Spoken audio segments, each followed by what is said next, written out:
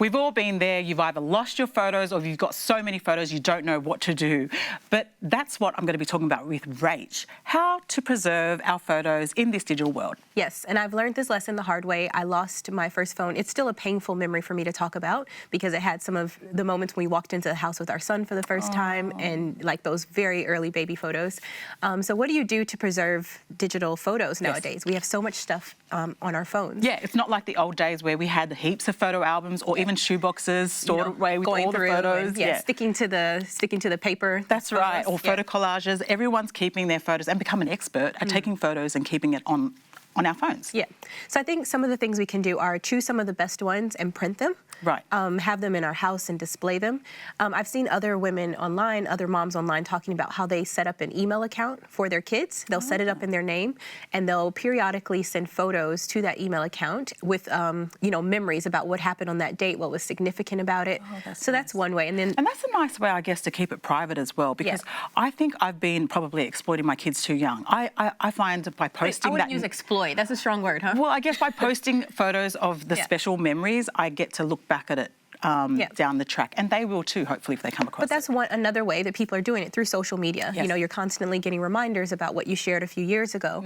One company has taken that a bit further, which is called Chatbooks, and they take your photos from Instagram and they'll create magazine-style books that they'll send to your house once you've reached a certain number. Oh, wow. And they pull off the captions from those photos as well, so you're able to save some of those things, for longevity. That's great. Another idea is to use a service like Dropbox, where you're putting things in the cloud. Yes. I recently talked to my father-in-law. Not the cloud. It's an app? No, like just, in the ether sphere, just out in, Right. You know Dropbox, right? Yes. Okay. Yes. Yeah, so you're just, the bigger system, taking this idea even further. I've talked to my father-in-law. He's uber organized, much more organized than I am.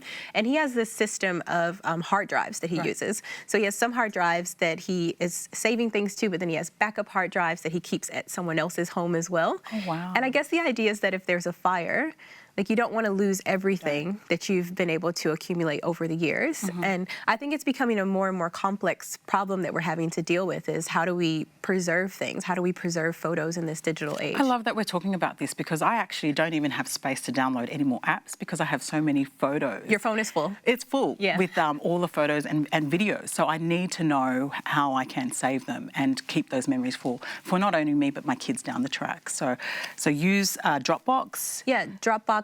Setting up a system of hard drives, and then within the system, you can name them by year, by the event that it happened on the day. Even Who's got time for this? I know, but once you set up the system, it should be a little bit easier to maintain in the long run. Starting it off would be hard, but I guess maintaining it would be... The easiest system is just to set up an email box where you can send it to your kids. I like that. Set up an account and email them that they can retrieve it down the track. Yeah. Good points there. Go Thanks, for it. Rach.